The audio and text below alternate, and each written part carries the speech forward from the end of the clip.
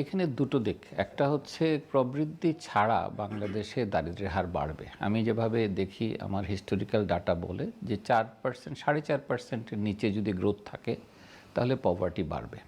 সুতরাং আমাদের প্রবৃদ্ধি ইজ এ ভেরি ইম্পর্টেন্ট মান।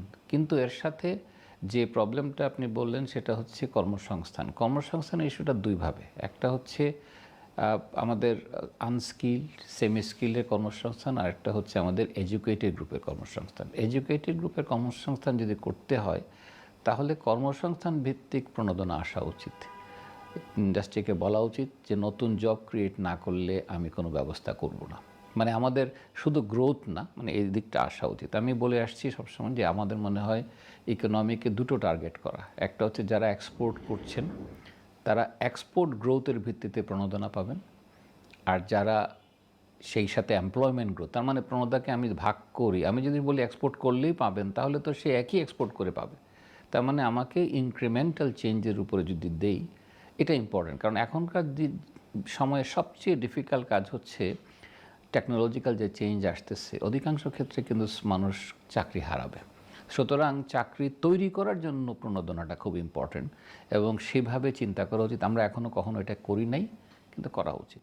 বাজেটের প্রধান টার্গেট হওয়া উচিত, সবাই বসে আছে বাজেটের জন্য, যে বিনিয়োগ বাড়ে কিনা। বিনিয়োগ বাড়ার ক্ষেত্রে একটা হচ্ছে ইনসেন্টিভ দেওয়া, যে সমস্ত জায়গায় ইনসেন্টিভ বলতে সব যে টাকা তা না, আমি ট্যাক্স রিবেটও দিতে পারি। মানে দেয়ার আর ওয়েজ অফ ডুইং ইট। আমি ইনসেন্টিভ বলতে আমরা যদি মনে করি তাকে টাকা দেবো তা না, আবার at the same time tax আমি তাকে দিলাম না, কিন্তু তার ইম্পোর্ট কম্পিটিশন আছে, সেখান থেকে আমি নানাভাবে ইনসেন্টিভ তৈরি করতে পারি। এটা একটা দিক। আরেকটা দিক হচ্ছে আমি ব্যাংকিং খাতকে সুদৃঢ় করা, ভেরি ইম্পর্টেন্ট। কারণ ব্যাংকিং খাত যদি টাকা না দিতে পারে, আমরা যদি ভাবি যে আমার ব্যাংকিং খাত থেকে বের হয়ে যাব, আমি বিদেশ থেকে টাকা নিয়ে আসবো, that will be very difficult. So আমি মনে করি ব্যাংকিং খাতে আস্থা ফিরিয়ে আনা, যেটা এখন নাই, সেটা খুব ইম্পর্ট্যান্ট।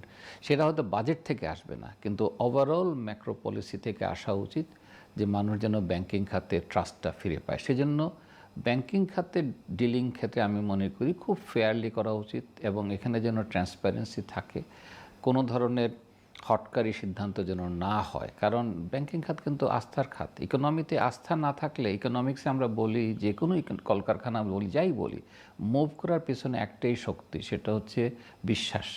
আমি যদি আমার দেশকে বিশ্বাস না করি, আমার ইকোনমিকে বিশ্বাস না করি, আমার সরকারকে বিশ্বাস না করি, তাহলে মানুষ ইনভেস্ট করবে না, বলবে যে না, আমি ইনভেস্ট করে বিপদে পড়ব। সেই সাথে আরেকটা ইম্পর্টেন্ট পার্ট হচ্ছে ইনভেস্টার দিকে তাকিয়ে রুল তৈরি করা।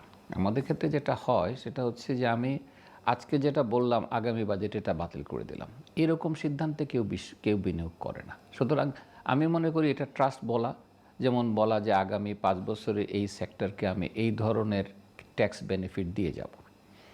এখন ইন্ডাস্ট্রি যারা তৈরি করে, তারা ইন্ডাস্ট্রি আজকে তৈরি করে কালকে উৎপাদন করে তা না, সে 4 বছর 3 বছর বিনিয়োগ করে, কিন্তু তাকে আমি কোনো লিড টাইম দিচ্ছি না। সো আমাদের বাজেটের এই আইডিয়াটা এখনও ব্যবসায়িক আইডিয়া, ট্রেড ভিত্তিক মানে আপনি যেখনও পাবেন সেটা হচ্ছে যেদিন বাজেট ঘোষণা হয় সেদিন কিছু জিনিসের ট্যাক্স বাড়ে। এই ট্যাক্স বাড়ানোর কোনো ভ্যালু নাই। এই ট্যাক্স বাড়ানোর ফলে সরকারের আয় বাড়বে এতটুকুই, কিন্তু ইকোনমিতে কোনো ইম্প্যাক্ট নাই। সো আমি মনে করি এটাকে ফিউচারিস্টিক করা, বলা যে আগামী 1 বছরে এই পণ্যের ট্যাক্স বাড়াবো আমি, এইটা কথা যদি বলি, তখন ইনভেস্টার কী করবে, বলবে যে তাহলে এইটা ইম্পোর্ট না করে দেশে উৎপাদন করি। সো এই অ্যানালিটিক্যাল চিন্তাটা আমার মনে হয় আসা উচিত ইকোনমিকে দিয়ে মুভ করতে হয়।